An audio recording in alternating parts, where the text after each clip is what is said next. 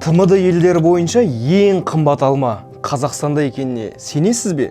Жақында біраз сайттарда Қазақстан алманың бағасы рейтингінде ТМД елдері арасында ең жоғары тұр деген ақпарат тарады.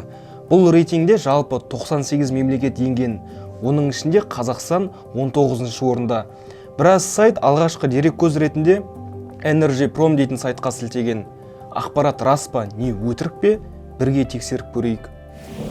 Бұл ақпаратта манипуляция белгілер бар деп нақты айтуға болады. Себебі Energy Prom Namboyo'ның деректеріне сүйене отырып, деректерді құрастырған. Ал біз бұған дейін бірнеше рет Namboyo деректерінің әр методологиясының күмәнді екенін жазған болатынбыз. Себебі олар ақпаратты сауалнама түрінде жинайды және оны кез келген қолданушы өзгерте алады. ТМД елдері арасындағы алманың бағасын салыстыру үшін әр мемлекеттің ресми статистикалық сайтына кіріп, талдау жасап көрдік. Қазіргі таңда ТМД құрамына 11 мемлекет кіреді.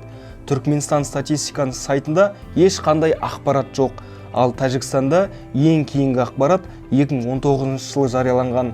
Қолда бар ақпаратқа сай ең қымбат алма Арменияға, ең арзаны Украинаға тиесілі екенін анықтап көрдік. Ұлттық статистика бюросының қазандағы дерегі бойынша 1 килограмм алманың бағасы 601 теңге болды. Ең қымбаты 161 теңге Өскеменде деп айтуға болады. Ал ең арзаны 471 теңге. Ол Түркістан қаласында.